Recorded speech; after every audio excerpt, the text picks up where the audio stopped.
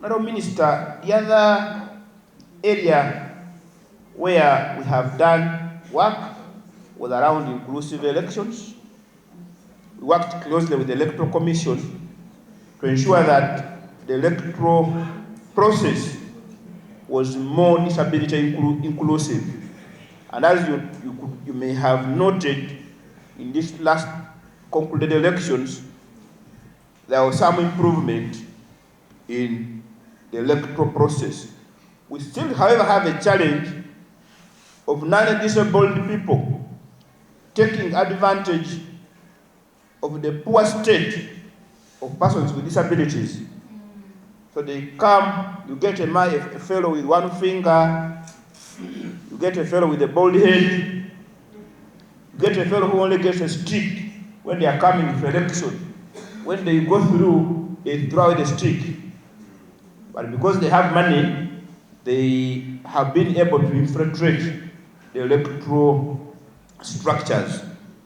And as you are aware, Honorable Minister, once the Electoral Commission gives you that this is a voter, then you cannot deny them.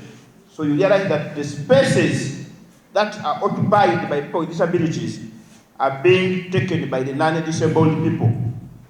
And this is something that we condemn as a council and should be condemned. Inclusive election at the last concluded election, that's what I was telling you. Let us put a clear cut now. I'm going to come up with a regulation for elections of persons with disabilities. But before I do that, before another election clocks in, amendment of many things will be done on the Persons with Disabilities Act. And a lot of amendment is going to come on the Electoral Commission's Act concerning our election. I don't want to let the cat out of the bag yet, because we are still going to go to the kitchen to cook it.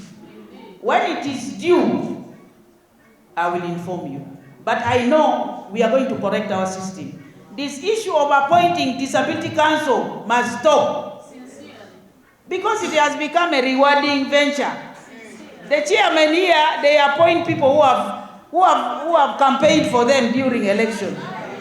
Whether the person is a disabled or just limping, they say, let that one get a job there, you know.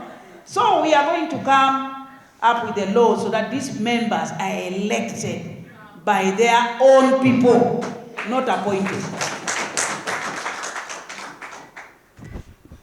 The council is further mandated under Section 2 of the same Act to appoint a medical doctor with relevant expertise or an expert to carry out an examination to confirm the disability status of an individual.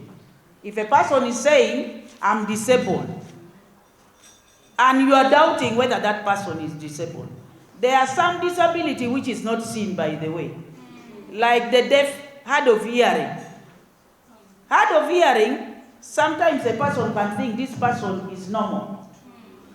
Now, to confirm whether the person has a disability as hard of hearing, you need a medical doctor to examine the person. So, a national council is mandated to appoint